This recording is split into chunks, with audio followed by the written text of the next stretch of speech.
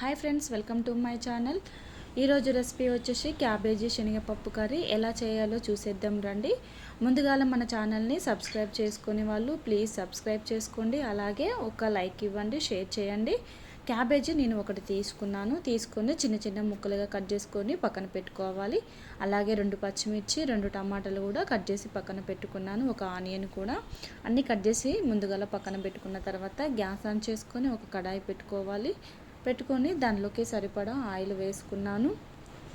Oil వేసుకున్నాక కొంచెం పోపు గింజలు కూడా వేసుకున్నాను. శనగపప్పు, ఆవాలు, జీలకర్ర వేసుకోవాలి. తర్వాత ఒక 2 మనం కట్ చేసి పక్కన పెట్టుకున్నాం కదా పచ్చిమిర్చి, ఆనియన్ వేసుకొని ఒకసారి కలుపుకొని కొంచెం కరివేపాకు కూడా వేసుకొని ఒకసారి కలుపుకోవాలి. తర్వాత కొంచెం అల్లం వెల్లుల్లి పేస్ట్ కూడా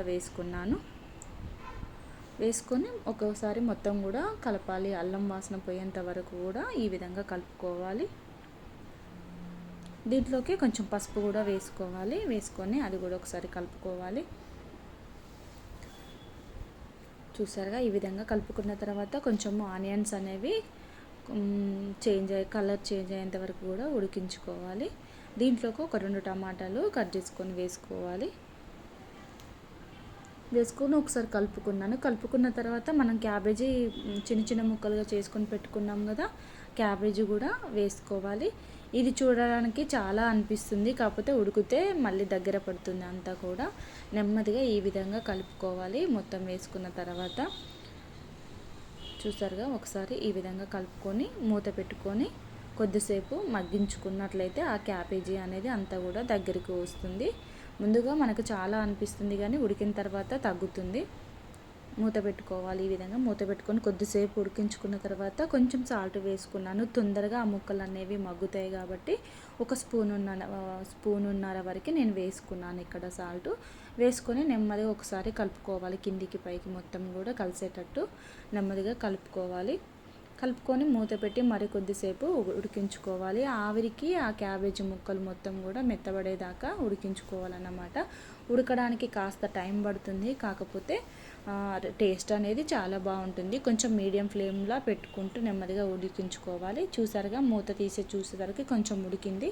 మళ్ళీ ఒకసారి కలబెట్టుకోవాలి. టమాటా ముక్కలు అనేవి మెత్తబడతాయి. తర్వాత మనం 1/2 అవర్ వరకు నానబెట్టుకున్న శనగపప్పు ఉంది కదా, ఆ శనగపప్పును కూడా ఒకసారి మళ్ళీ కడుక్కొని శనగపప్పు కూడా వేసుకోవాలి.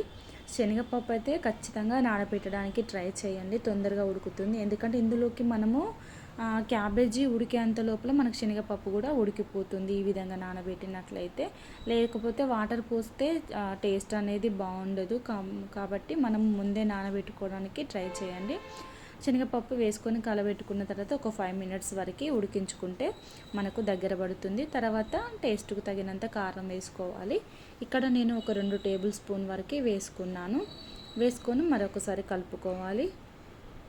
కలుపుకొని కొంచెం ధనియాల పొడి కూడా వేసుకున్నాం. మళ్ళీ కొద్దిసేపు మగ్గించుకున్న తర్వాత కొంచెం ధనియాల పొడి, అలాగే కొంచెం కొత్తిమీర కూడా వేసుకొని మొత్తం ఒకసారి కలుపుకొని మళ్ళీ మూత పెట్టి ఒక 5 మినిట్స్ వరకు ఉడికించుకోవాలి. ఆల్రెడీ మన కర్రీ అనేది 70 to 80% కుక్ అయ్యింది. చూసారుగా, మొత్తం దగ్గర పడింది కర్రీ అనేది.